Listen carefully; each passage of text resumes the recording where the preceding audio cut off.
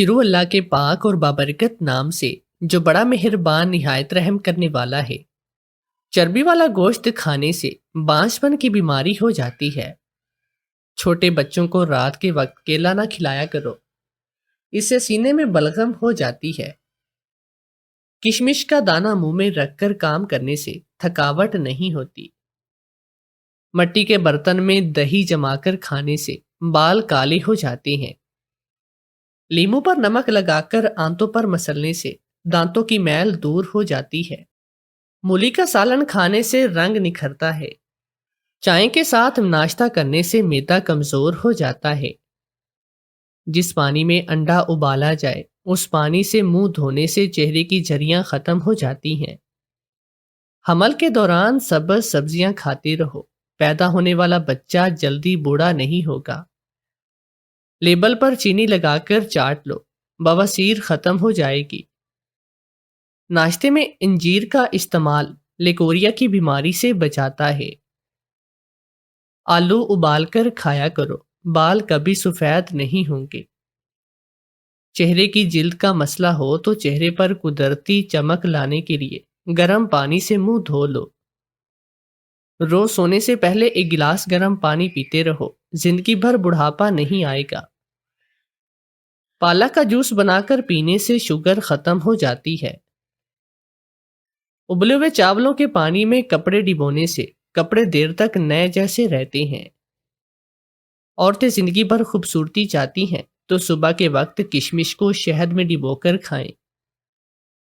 زیادہ گرم چیزیں کھانے سے دل کمزور ہوتا ہے۔ بکری کا دودھ پینے سے منہ کے چھالے اور پھٹے ہوئے ہونٹ ٹھیک ہو جاتے ہیں۔ اگر کوئی سخت کام شروع کر رہی ہو تو زیتون کا تیل دودھ میں ڈال کر پی لو، تھکاوٹ نہیں ہوگی۔ جو عورتیں چلغوزے کھاتی ہیں وہ کبھی بوڑھی نہیں ہوتی۔ نہانے کے بعد سونے سے دماغ کمزور ہو جاتا ہے۔ کچے امرود کھانے سے جسم میں چستی آتی ہے۔ پالک کے پتے کچے چبانے سے آنکھوں کی نظر میں اضافہ ہوتا ہے۔ اگر آواز بیٹھ جائے تو سونف پانی میں گرم کر کے غرارے کرو۔ قبض نہ کھل رہی ہو تو کشمش دودھ میں ابال کر پیو۔ اگر 10 دنوں میں وزن گھٹانا چاہتی ہو تو ناشتے میں ادرک کا استعمال کرو۔ نہار منہ دودھ پینے سے چہرے پر چھائیاں اور دانے نہیں نکلتے۔ سونف کھانے سے پیٹ خراب نہیں ہوتا۔ گوبھی کا سالن کھا کر دودھ پینے سے چہرے پر دانے نکل آتے ہیں۔ چاول کھا کر پانی پینے سے پیٹ کی بیماریاں جنم لیتی ہیں۔ نہار منہ گرم دودھ میں شہد ملا کر پینے سے نظر تیز ہوتی ہے۔ کچے چاول کھانے سے پتھری پیدا ہوتی ہے۔ باسی روٹی کھانے سے پیٹ کی بیماریاں دور ہوتی ہیں۔ گوشت کھا کر دودھ پینے سے دانتوں میں کیڑا لگ جاتا ہے۔ پانی میں نمک ڈال کر انڈا ابالنے سے انڈا جلدی ابل جاتا ہے۔ سر میں درد ہو تو لیمو پانی بنا کر پیو۔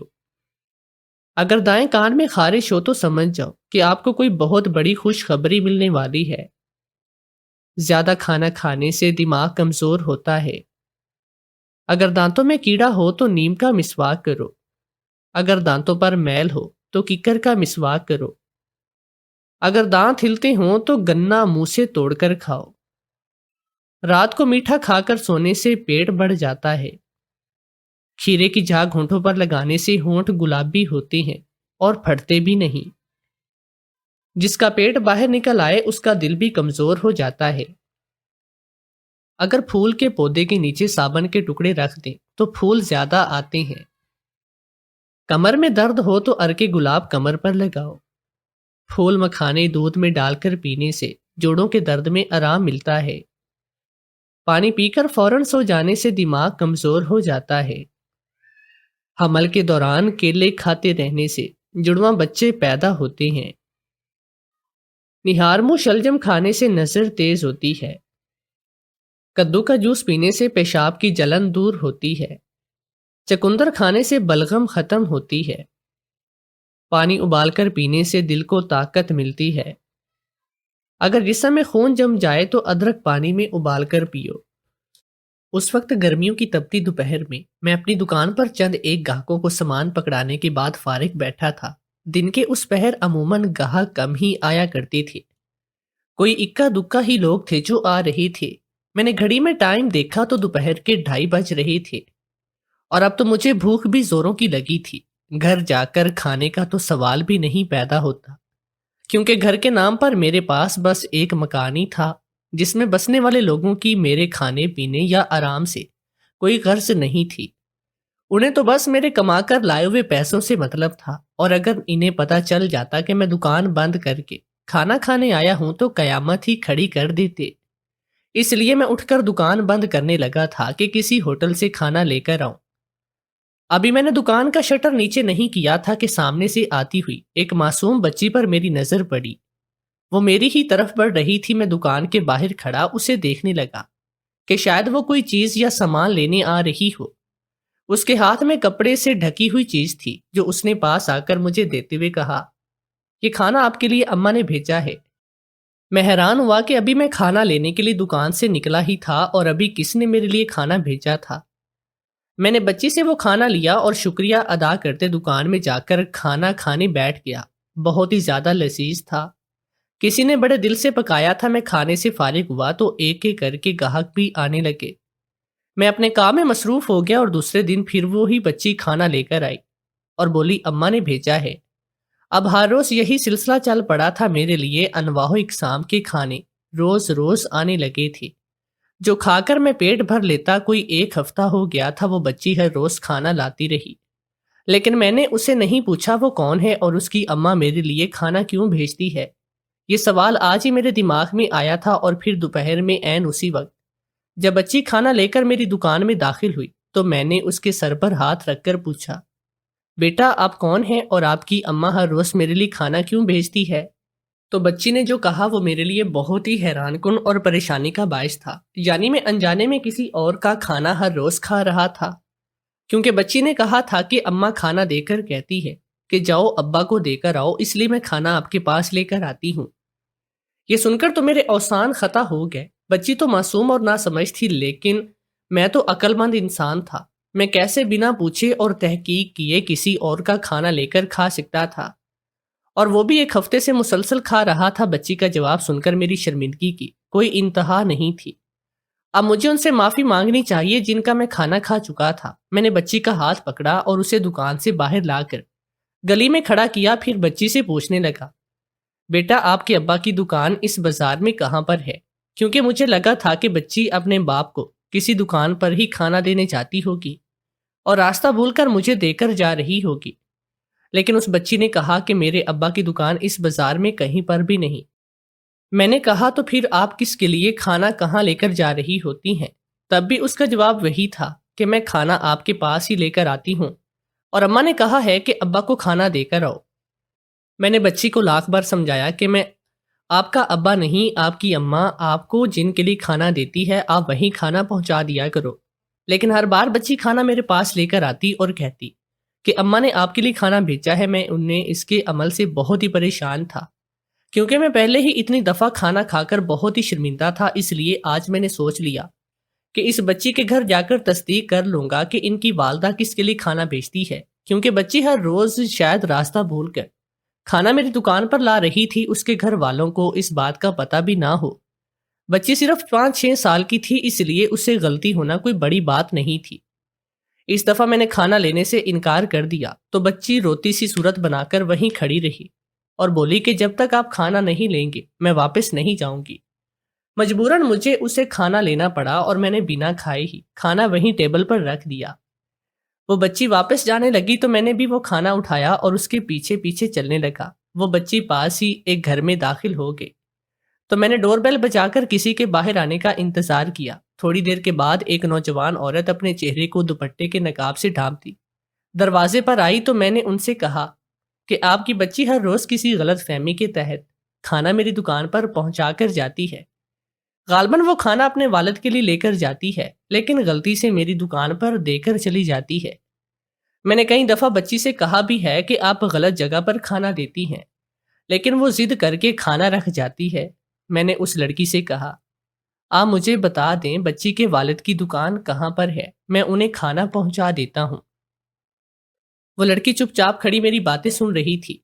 جب میں نے اپنی بات ختم کر کے چپ ہوا تو اس نے کہا، بچی کا والد فوت ہو چکا ہے، آس پاس کوئی مسجد نہیں، اس لیے میری بیٹی اپنے والد کے احصال ثواب کا کھانا کسی دکان پر لے کر جاتی ہے۔ مجھے بچی کے یتیم ہونے کا سن کر بہت دکھ ہوا تھا۔ میں نے اس بات کا افسوس کیا اور چپ چاپ واپس چلا آیا۔ میں اپنی دکان پر آ کر بیٹھ گیا تھا، لیکن میں اپنے دماغ سے اس بچی اور اس کی ماں کے خیالات کو نہیں نکال پا رہا تھا۔ نہ جانے ان کے شوہر کو کیا ہو گیا تھا، اس بڑی جوانی میں وہ عورت بیوہ بنی تھی۔ وہ دن میرا انہی سوچوں میں گزر گیا تھا، دکان پر بھی کام میں دل نہیں لگا، تو میں نے دکان جلدی سے بند کر کے گھر کا رخ کیا تھا۔ گھر پہنچ کر میں ابھی اپنے کمرے تک نہیں پہنچا تھا کہ میری سوتیلی ماں نے مجھے دیکھ کر جلدی واپس لوٹنے کی وجہ پوچھی۔ میں نے کہا کہ آج طبیعت ٹھیک نہیں تھی، اس لیے دکان جلدی بند کی۔ انہوں نے مجھ سے پیسے لیے اور گن کر اپنے پاس رکھ لیے۔ یہ میری زندگی کی ڈیلی روٹین تھی، میں صبح اٹھ کر دکان پر چلا جاتا تھا اور پورے دن کی کمائی لا کر اپنی سوتیلی ماں کے ہاتھ پر رکھتا۔ اس گھر میں اکیلا کمانے والا میں ہی تھا۔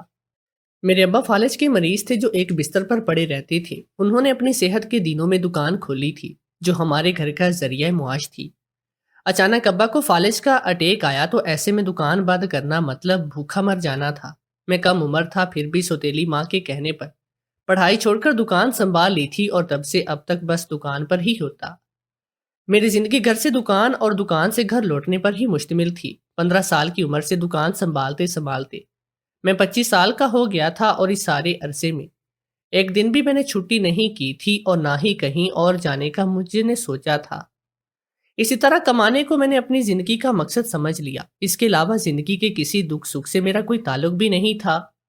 ننیال اور ددیال میں مجھے کسی رشتے دار کا کچھ پتہ نہیں تھا۔ میں کب یتیم ہوا یہ مجھے نہیں پتا، کیونکہ مجھے اپنی ماں کی شکل تک یاد نہ تھی۔ بس سوتیلی ماں کے منہ سے یہ ہمیشہ سنا تھا کہ میں ان کا سوتیلا بیٹا ہوں۔ میرے علاوہ ابا کی ایک اور اولاد تھی اور وہ میری سوتیلی بہن تھی۔ وہ شہر میں کسی بڑی یونیورسٹی میں پڑھ رہی تھی۔ کبھی کبھار وہ گھر آ جاتی تو مجھے منہ تک نہ لگاتی، اور مجھے منہ لگانا پسند بھی نہ کرتی تھی۔ گھر سے صبح بنا کچھ کھائے پیے میں نکل جاتا اور رات دیر سے دکان بند کر کے لوٹتا، تب بھی میرے لیے گھر میں کھانے کو کچھ بھی موجود نہیں ہوتا تھا۔ سوتیلی ماں جو بھی پکاتی صرف خود کھاتی اور ابا کو کھلاتی۔ میرے لیے یہی غنیمت تھی کہ وہ میرے باپ کا خیال رکھتی تھی، ورنہ وہ ابا کو بھی اپنے اوپر بوجھ ہی سمجھتی تھی۔ ابا کی خاطر ہی میں اس گھر کا خرچہ اٹھا رہا تھا، جس میں میری سوتیلی ماں اور بہن بھی آتی تھی۔ میں ہر روز ہی 5-10 ہزار لا کر سوتیلی ماں کو دیتا، لیکن پھر بھی ان کے مطابق میں نے ان لوگوں کے لیے کیا ہی کیا تھا۔ ابا میرے کمرے میں پڑے رہتے تھے، ان سے میرا ملنا بھی ان کی بیوی کی اجازت پر موقف تھا۔ اگر وہ چاہتی تو مجھے ابا کے کمرے میں جانے کی اجازت دیتی، اگر نہ چاہتی تو ہفتہ ہفتہ بھر میں اپنے باپ کو نہیں دیکھ سکتا تھا۔ مجھے بچپن سے ہی ان کے آگے کوئی سوال کرنے کی عادت نہ تھی، اور یہ عادت بھی مجھ میں میرے باپ نے ہی ڈالی تھی۔ میری سوتیلی ماں ابا کی بہت ہی چہیتی تھی، جب بھی اس کے بعد مجھے ابھی اس کے سامنے بولنے کی جرت نہ تھی۔ اپنی سوتیلی ماں کو دیکھ کر مجھے اس لڑکی کا خیال آیا جو اپنے شوہر کے مرنے کے بعد بھی ان کے لیے کھانا بھیجتی تھی، اور یہاں میرا باپ زندہ ہوتے ہوئے بھی ایک روٹی کا محتاج تھا۔ کتنی باوفا تھی وہ عورت جو چھوٹی بچی کے ہاتھ اپنے شوہر کے حصے کا کھانا مجھے بھیج دیتی تھی۔ مجھے اس کی اعلیٰ ظرفی پر رشک آنے لگا تھا۔ کاش میری ماں کی موت کے بعد میرے باپ کو بھی کوئی ایسی باوفا بیوی ملی ہوتی تو آج ہمارے گھر میں پیسے کے علاوہ انسانوں کی بھی کچھ قدر ہوتی۔ رات تک اپنے دماغ میں یہی باتیں سوچتے سوچتے جانے کب میری آنکھ لگ گئی۔ اگلے روز معمول کے مطابق میں کمرے سے نکل کر دکان پر جانے لگا، جب سوتیلی ماں نے سامنے آ کر مجھے کہا، لگتا ہے دکان پر آج کل تمہارا دل نہیں لگ رہا، اس لیے جلدی دکان بند کرنے لگی ہو۔ جانتے بھی ہو کہ تمہارے علاوہ کمانے والا اس گھر میں کوئی نہیں۔ تم مرد ہو اور یہ تمہاری ذمہ داری بنتی ہے کہ ہمیں جو کچھ بھی چاہیے وہ لا کر تم دو۔ تمہارے ابا نے تمہارے کاندھوں پر یہ بوجھ ڈالا ہے، ورنہ میں تم سے 1 روپیہ تک نہیں مانگتی۔ میں ان سے زیادہ کسی بات پر بحث نہیں کرتا تھا، اس لیے میں نے ہاں میں سر ہلایا اور بولا، کوشش کروں گا کہ آئندہ آپ کو کچھ پیسے زیادہ دے سکوں۔ تب انہوں نے کہا کہ اگلے ہفتے میری بیٹی اپنی پڑھائی مکمل کر کے واپس آ رہی ہے، اور اس کے واپس آتے ہی میں اس کے لیے رشتہ دیکھنا شروع کر دوں گی۔ اس کی شادی کے لیے بھی تمہیں ہی کچھ کرنا ہوگا، آخر وہ تمہاری بہن اور تمہاری ذمہ داری ہے۔ میں چاہتی ہوں کہ رشتہ پکا ہونے سے پہلے ہی میں اس کے لیے کچھ جہیز کا سامان جمع کر سکوں۔ اگر تم کچھ پیسوں کا اکٹھے بندوبست کر سکتی ہو تو چند لاکھ روپے کا بندوبست کرو، کیونکہ میں زیادہ وقت اپنی بیٹی اس گھر کی غربت میں نہیں رکھ سکتی۔ ان کی اس بات کا میرے پاس کوئی جواب نہیں تھا، کیونکہ میں چند لاکھ اکٹھے جمع نہیں کر سکتا تھا۔ اس لیے میں چپ چاپ گھر سے نکل آیا اور دکان پر بیٹھا سوچ رہا تھا کہ میری بہن مجھ سے 5 سال چھوٹی تھی۔ اس کی شادی کا خیال تو میری سوتیلی ماں کو آیا تھا، لیکن میرا گھر بسانے کی اس نے کبھی بات تک نہ کی۔ آج دکان پر نسبتاً زیادہ ہی رش تھا، کیونکہ ان دنوں عید کا سیزن چل رہا تھا اور میری کپڑے کی دکان تھی۔ لوگوں کو سامان دیتے دیتے مجھے پتہ بھی نہ چلا تھا کہ کب وہ پیاری سی بچی میرے لیے کھانا لے کر آتی تھی اور کتنی ہی دیر سے میرے فارغ ہونے کا انتظار کرتی کھڑی رہی تھی۔ جب اچانک میری اس پر نظر گئی تو میں چونک گیا۔ میں نے اسے پوچھا کہ آپ کب آئی ہیں؟ اس نے بتا دیا کہ آدھا گھنٹہ ہو گیا۔ مجھے اپنی بے دھیانی پر شرمندگی ہوئی مجھے، اور پھر اسے کھانا لے کر میں نے دکان کا شٹر گرا دیا، ورنہ لوگوں نے مجھے یہ 2 نوالے بھی نہیں کھانے دینے تھے۔ کھانا کھا کر میں پھر سے کام میں لگ گیا تھا۔ عصر کے قریب کچھ رش کم ہوا تو میں فارغ دکان میں بیٹھا ہوا تھا۔ جب میری نظر باہر گلی میں گئی تو وہی عورت اس بچی کو اٹھائے تیز تیز قدموں سے کہیں جا رہی تھی۔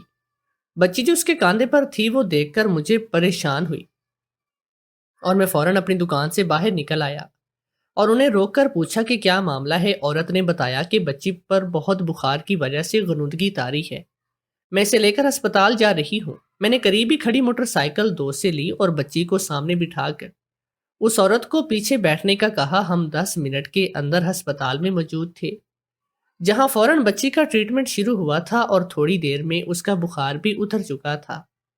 اس کی ماں جو مسلسل دعائیں کرتی روتی رہی تھی، اس نے میرا شکریہ ادا کیا تو میں نے اس بات کو اپنا فرض بنا کر انہیں شرمندہ نہ کرنے کا کہا۔ پھر ان دونوں کو موٹر سائیکل پر میں گھر چھوڑنے آیا تو اس عورت نے مجھے اندر آ کر چائے پینے کی پیشکش کی، لیکن میں نے کہا کہ ابھی نہیں، آپ بچی کا خیال رکھیں، میں پھر کبھی چائے پی لوں گا۔ میں وہاں سے نکل کر گھر آیا تو میرے گھر پر ایمرجنسی کی صورتحال تھی۔ سوتیلی ماں نے کہا کہ کہاں رہ گئے؟ میں نے دکان پر لڑکا بھیجا لیکن دکان بند تھی۔ تمہارے باپ کی طبیعت اچانک بگڑ گئی، اندر ڈاکٹر موجود تھا۔ میں فوراً بھاگ کر ابا کے پاس پہنچا، لیکن ڈاکٹر نے بتایا کہ ابا چند گھڑیوں کے مہمان ہیں، انہیں فالج کا ایک اور شدید قسم کا اٹیک آیا تھا۔ رات تک ابا اس دنیا میں مجھے تنہا چھوڑ کر جا چکے تھے۔ ابا کی تدفین اور باقی انتظامات سے فارغ ہو کر میں چند دن گھر پر ہی رہا تھا۔ اب میرا دکان کھولنے اور کام کرنے پر بالکل بھی دل نہیں کرتا تھا۔ ابا کی موت کا ایسا غم تھا جس کا بوجھ دل سے نہیں اتر رہا تھا۔ میری سوتیلی بہن بھی یونیورسٹی چھوڑ کر آ چکی تھی۔ سوتیلی ماں ہر وقت مجھ سے پیسے مانگتی تھی اور مجھے گھر پر بنی چائے کا کب تک نہ دیتی تھی کہ تمہاری خدمت ہمارا فرض نہیں بنتی۔ ایک ہفتہ میرا گھر پر ہی گزرا تھا۔ ایک ہفتے کے بعد میری سوتیلی بہن کے لیے رشتے آنا شروع ہوئے۔ اس کی ماں نے اس کے لیے ایک لڑکا پسند کر لیا تھا۔ ابا کی موت کے دوسرے ہفتے ہی ماں نے اس کا سادگی کے ساتھ نکاح کرنے کا فیصلہ کر لیا، جس کے لیے میرے سامنے اس نے بڑی رقم کی ڈیمانڈ کی تھی، لیکن میں اتنی بڑی رقم کہاں سے لاتا؟ اس لیے ہم نے ایک دوسرے کی مشاورت سے دکان بیچ دی اور اس سے ملنے والی رقم سے اپنی بہن کی شادی کے سارے انتظامات کیے۔ بیٹی کی شادی ہوتے ہی ماں بھی اسی کے ساتھ دوسرے شہر منتقل ہو گئے۔ چند روز میں گھر پر اکیلا ہی رہا۔ پھر ایک روز جب گھر خالی کروانے کچھ لوگ آئے تو مجھے پتا چلا کہ دکان کے ساتھ انہوں نے یہ گھر بھی فروخت کر دیا تھا اور دھوکے کے ساتھ دکان کے نام مجھ سے گھر کے کاغذات بھی دستخط کروائے تھے۔ میرے پاس گھر خالی کرنے کے علاوہ کوئی راستہ بھی نہیں تھا۔ گھر کے بعد دکان بھی مالکان نے خالی کرنے کا کہا تھا۔ مجھے دکان بند کیے 2 ماہ گزر چکے تھے۔ ایک روز جب میں مزدوروں سے دکان کا سامان نکلوا رہا تھا، تبھی وہ بچی میرے پاس آئی اور بولی، انکل آپ کہاں چلے گئے تھے؟ میں روز کھانا لے کر آتی تھی لیکن آپ کی دکان بند دیکھ کر واپس چلی جاتی تھی۔ میں نے بچی کو پیار کیا اور اسے بتایا کہ اب یہ دکان میری نہیں رہی اور نہ ہی اب میرا گھر یہاں پر ہے، میں کہیں اور چلا جاؤں گا۔ وہ بچی روتی سی صورت بنا کر اپنے گھر چلی گئی اور تھوڑی دیر کے بعد میرے لیے کھانا لے کر آئی۔ میں نے اسے کھانا لے لیا تو وہ بولی، انکل اماں کہہ رہی ہیں آپ اس دن چائے کا کہہ کر گئے تھے پھر پینے نہیں آئے۔ میں نے سوچا جاتے جاتے یہ وعدہ بھی پورا کر لیتا ہوں اور ان کے گھر چائے پینے چلا گیا تھا۔ میں وہاں گیا تو بچی کی ماں میرے لیے چائے بنانے کچن میں چلی گئی۔ پھر باتوں باتوں میں بچی سے پوچھنے لگا کہ آپ لوگ کہاں سے یہاں پر آئے تھے۔ اور اکیلے کیوں رہتے ہیں؟ تب اس نے بتایا کہ جب میرے بابا کی وفات ہوئی تو گھر والے اماں سے بہت لڑتے تھے، اس لیے وہ گھر چھوڑ کر آئے۔ اتنے میں اس کی ماں بھی چائے لے کر آ گئی اور اپنی بیٹی کو باتیں بتاتے دیکھ کر پوچھنے لگی، انکل سے کیا باتیں ہو رہی ہیں؟ انہوں نے میرا شکریہ ادا کیا کہ میں نے اس دن ان کی مدد کی، لیکن میں نے کہا کہ آپ میرے لیے ہر روز کھانا بھیجتی تھی، شکریہ تو مجھے آپ کا ادا کرنا چاہیے۔ اس پر انہوں نے کہا کہ نہیں، وہ کھانا بھیجنے کی میری نیت صرف اپنے مرحوم شوہر کو ثواب پہنچانے کی تھی، اس میں آپ پر میرا کوئی احسان نہیں۔ چائے ختم کرنے تک میں نے انہیں بتا دیا کہ میرا گھر فروخت ہو چکا ہے، اس لیے میں یہ محلہ چھوڑ کر جانے والا ہوں۔ لیکن پھر اپنی کہانی بتانے کے بعد مجھ سے رہا نہیں گیا ان کو یوں اکیلی عورت ہوتے انجان محلے میں آ کر بسنے کی وجہ پوچھوں، اس لیے میں نے یہ سوال کر ہی دیا۔ انہوں نے بتایا کہ یہ کہانی بہت ہی لمبی ہے، اگر آپ کے پاس وقت ہے تو سن لیں۔ میں نے کہا ضرور، آپ سنائیے۔ وہ بولی، میں بھی آپ ہی کی طرح اس زمانے کی ستائی ہوئی ہوں۔ ماں باپ کی وفات تب ہوئی جب میں فقط 7 سال کی تھی، اور دونوں ہی ایک ساتھ کسی حادثے میں اپنی جان سے گئے تھے اور مجھے بے رحم دنیا کے رحم و کرم پر چھوڑ گئے۔ پہلے میری پرورش کی ذمہ داری میرے ددیال میں چچا نے اٹھائی تھی، لیکن ان کے ساتھ میں 2 ماہ رہ سکی، کیونکہ چچی مجھ سے اس چھوٹی عمر میں گھر کے سارے ہی کام کرواتی تھی، اور مجھے کام نہ آتا تو وہ زیادہ مارتی تھی۔ ایک روز چچی کی مار سے جب میں بے ہوش ہو گئے تو یہ خبر میرے ماموں تک بھی پہنچی۔ ماموں کی میری امی کے ساتھ بہت بنتی تھی، بھائی بہن میں محبت تھی، اس لیے ماموں کو مجھ پر ترس آ گیا تھا، وہ مجھے اپنے ساتھ لے آئے۔ ماموں کے گھر آ کر چند روز سکون سے گزرے تھے کہ مامی نے مجھے چچی والے ہی رنگ دکھانے شروع کیے۔ 10 سال کی عمر کو پہنچ کر میں نے سارے کام کرنا سیکھ لیے۔ 10 سے 12 سال کی عمر تک کھانا بنانے سے لے کر کپڑے، برتن اور جھاڑو وغیرہ سب میرے ہی اوپر آ گیا تھا۔ اب مما کو بھی میرے کام کرنے سے کوئی اعتراض نہیں تھا، کہ مامی کا کہنا تھا کہ اس عمر میں یہ سب لڑکیوں کو گھرداری سکھانے کے لیے تو کروانا پڑتا ہے۔ میں 12 کی تھی جب ماموں کے بڑے بیٹے کے رشتے کی بات چلی تو لڑکی والوں نے بدلے میں میرا ہاتھ مانگ لیا، اور مامی کے بڑے بیٹے کے ساتھ میری بھی اس گھر میں منگنی ہوئی۔ لیکن ماموں کا بیٹا بڑا تھا، اس لیے اس کی شادی کی بھی جلد ہی تاریخ طے ہوئی، اور میں چھوٹی تھی، میرا منگیتر بھی لگ بھگ میری عمر کا تھا، اس لیے ہماری شادی چند سالوں کے بعد ہونا تھی۔ میرا سسرال اچھا تھا، اس لیے اب مجھے تھوڑا بہت پیار مل جاتا تھا۔ میری نند جو اب میری مامی کی بہو بھی تھی، انہیں بھی بھابھی ہی بلاتی تھی، وہ بھی میرے ساتھ بہت ہی اچھی تھی۔ وہ گھر میں آئی تو مجھ پر سے کام کا بوجھ بہت کم ہوا۔ وہ خود ہی میری مدد کر دیا کرتی تھی، جبکہ میری مامی اس سے بھی کہتی کہ یہ کام کرنے میں بہت ماہر ہو گئی ہے، تم کوئی تکلیف مت کیا کرو۔ لیکن بھابھی بہت اچھی تھی، وہ مامی کو تو پلٹ کر کچھ نہیں کہتی، لیکن میری مدد پھر بھی کرتی تھی۔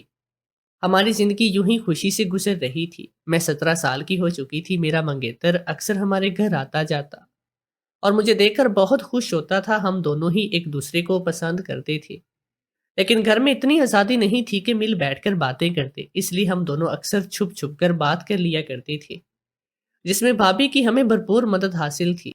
یہ میری زندگی کے بہت ہی خوبصورت دن تھے۔ وہ جب بھی آتا تو میرے لیے ہمیشہ ہی کوئی تحفہ ضرور لے کر آتا۔ میری ہونے والی ساس بھی میرے لیے تحفے، تحائف اور کھانے پینے کی چیزیں بھیجتی تھی۔ مجھے سسرال کا بہت پیار حاصل تھا، لیکن قسمت اب بھی میری خراب تھی۔ ان دنوں بھابھی حمل سے تھی، ان کے آخری مہینے چل رہی تھی۔ وہ اپنے روٹین چیک اپ کے لیے ہسپتال جاتی اور گاڑی میں صرف بھابھی اپنے شوہر کے ساتھ موجود تھی۔ جب ایک بہت ہی بھیانک ایکسیڈنٹ میں بھابھی اور بھائی شدید زخمی ہوئے، انہیں فوری طور پر ہسپتال منتقل کیا گیا، جہاں بھابھی کا آپریشن ہوا۔ ان کا بچہ تو بچ گیا، لیکن افسوس کہ وہ خود اس دنیا سے چلی گئی۔ وہ بھابھی کے ساتھ ساتھ میرے ہونے والی نند بھی تھی، اور ان کا بچہ پیدا ہوتے ہی یتیم ہو گیا تھا۔ مجھے اپنے یتیمی کے دن یاد آنے لگے تو میں نے اس بچے کو گلے سے لگا لیا اور ماں کی طرح اس کی پرورش کرنے لگی۔ بھابھی کی موت کا بھی ان کے شوہر کو پتہ نہیں چلا۔ وہ ابھی تک ہسپتال میں بے ہوشی کی حالت میں موجود تھے، لیکن چند روز کے بعد ایک بری خبر پھر آئی، اور وہ یہ تھی کہ بھابھی کے شوہر کی دونوں ٹانگیں ڈاکٹرز کو کاٹنی پڑی تھی۔ وہ ہمیشہ ہمیشہ کے لیے معذور ہو چکے تھے۔ یہ بات سن کر تو ہمارے گھر میں موت سے بھی بڑا ماتم مچ گیا تھا۔ ہنستے کھیلتے گھر میں اب ہر طرف سے خاموشی کا راج تھا۔ جو کوئی جہاں تھا وہیں پر پڑا تھا، نہ کوئی ہنستا تھا نہ بولتا تھا، یہاں تک کہ کھانے پینے کا ہوش بھی کسی کو نہیں ہوتا۔ میں اس معصوم ننھی سی جان کو ہر وقت گود میں لیے پھرتی تھی، اور یہ دیکھ کر نہ جانے کب میری مامی کے دل میں یہ خیال آیا کہ وہ میری شادی اس بچے کے باپ سے کرا دے تو میں دونوں کو ہی بخوبی سنبھال لوں گی۔ لیکن میں اپنے منگیتر سے بہت ہی محبت کرتی تھی۔ یہ بات سن کر میں بہت زیادہ رونے لگی تو میرے ماموں کو مجھ پر ترس آ گیا، لیکن مامی نے اپنے شوہر کی ایک نہ مانی اور میرے سسرال والوں کو صاف صاف انکار کر دیا تھا کہ ہم یہ رشتہ ختم کرتے ہیں۔ وہ لوگ ناراض ہو کر چلے گئے تھے۔ پھر ایک روز ماموں نے مجھے پاس بلا کر پوچھا کہ تم اپنی سابقہ منگیتر سے شادی کرنا چاہتی ہو؟ میں نے ہاں میں سر ہلایا تو ماموں نے فون کر کے اسے بلایا اور ہم دونوں کا نکاح مسجد میں پڑھوا کر مجھے اس کے ساتھ چوری چھپے رخصت کر دیا۔ اس بات کی میری مامی اور اس کے بیٹے کو خبر تک نہ تھی اور ان دونوں نے یہ سمجھ لیا تھا کہ میں گھر سے بھاگ چکی ہوں۔ مجھے بھابھی کا معصوم بچہ چھوڑ کر جانے کا بالکل بھی دل نہیں تھا، لیکن ماموں نے مجھے تسلی دی تھی کہ ہم اس بچے کو اچھی طرح سے رکھیں گے، اس لیے میں وہاں سے ہمیشہ ہمیشہ کے لیے چلی آئی تھی۔ لیکن اس طرح چوری چھپے نکاح کرنے کے بعد مجھے اپنے سسرال میں وہ قدر کبھی بھی نہ مل سکی جو ایک خوشیوں سے لائی گئی بہو کی ہوتی ہے۔ جب تک میرے شوہر زندہ تھے بس سسرال میں گزارا ہی ہو رہا تھا۔ میرے شوہر ایک فوجی تھے جو اکثر اپنی ڈیوٹی کے سلسلے میں گھر سے باہر رہتے تھے اور مجھے ساس اور باقی گھر والوں سے طرح طرح کی باتیں سننے کو ملتی تھی۔ میرے شوہر کو ڈیوٹی پر گئے ہوئے ایک ماہ گزر چکا تھا۔ جلدی وہ چھٹی لے کر گھر واپس آنے والے تھے، لیکن ان کے واپس آنے سے پہلے یہ خبر آ گئی کہ انہیں شہید کر دیا گیا ہے۔ یہ خبر سنتے ہی میری ساس مجھ پر برس پڑی تھی کہ تم منحوس ہو، جس سے شادی کر کے میرا بیٹا مرا ہے۔ یہ سب یقیناً اس معصوم بچے کی بد دعائیں ہیں جسے تم چھوڑ کر آئی ہو۔ شوہر کی موت کا صدمہ میرے لیے بہت بڑا تھا، اوپر سے گھر میں ہونے والے ہر روز کے جھگڑے مجھے اندر سے ختم کر رہے تھے۔ شوہر کی موت کی ایک ماہ کے بعد ہی مجھے پتا چلا کہ میں حاملہ بھی ہوں۔ اب میرے اوپر ایک ننھی سی جان کی ذمہ داری بھی تھی، اس لیے میں نے خود کو سنبھال لیا تھا۔ بیٹی کی پیدائش تک سسرال والوں نے بڑی مشکل سے مجھے اپنے گھر میں رکھا تھا، لیکن جیسے ہی میں نے ایک بیٹی کو جنم دیا مجھے گھر پر رکھنے کے لیے تیار بھی نہیں تھے۔ لیکن پھر بھی میں نے زندگی کے 4 سال وہاں جانوروں کی طرح رہ کر گزارے تھے۔ پھر بحالت مجبوری مجھے وہ گھر چھوڑنا ہی پڑا، اس لیے میں واپس ماموں کے گھر آ گئی۔ لیکن یہ سن کر بہت ہی افسوس ہوا کہ میرے ماموں بھی اس دنیا سے رخصت ہو چکے تھے اور مامی نے اپنے بیٹے کی شادی ایک بیوہ عورت سے کر دی۔ لیکن اس عورت نے میری مامی کو ہی گھر سے نکال دیا اور اپنے معذور شوہر اور اس کے بچے پر بھی بڑے ظلم کرتی تھی۔ میں خود مجبور اور لاچار تھی، میں بھلا کسی کی کیا مدد کر سکتی تھی؟ اس لیے اپنا سا منہ لے کر میں وہاں سے بھی نکل آئی۔ یہاں اس محلے میں نے کرائے کا مکان لیا اور اپنے شوہر کی ملنے والی پینشن پر گزارا کرنے لگی۔ مجھے اس عورت کی کہانی سن کر بہت ہی زیادہ افسوس ہوا تھا، وہ تو مجھ سے بھی زیادہ مجبور تھی۔ میں اجازت لے کر وہاں سے جانے لگا تو بچی میرے سامنے کھڑی ہو گئی۔ اس نے کہا کہ انکل آپ کہیں مت جائیے نا، آپ کے پاس بھی تو گھر ہے، آپ ہمارے ساتھ رہ لینا پلیز۔ اس بات پر میں نے اس کی ماں کی طرف دیکھا جس کی آنکھوں میں آنسو تھے۔ شاید وہ یہ سوچ رہی ہوگی کہ کاش اس بچی کا باپ زندہ ہوتا تو اسے اور شفقت کی امید لگانے کی ضرورت نہ ہوتی۔ میں نے تھوڑی سی دیر سوچنے کے بعد اس عورت کے سامنے نکاح کی پیشکش کی، کیونکہ وہ اور میں ہم دونوں ہی ایسے تھے جنہیں کسی سہارے کی ضرورت تھی۔ اس نے اپنی بیٹی کی طرف دیکھتے ہوئے میری پیشکش قبول کی اور پھر ہماری خوبصورت زندگی کا آغاز ہو گیا۔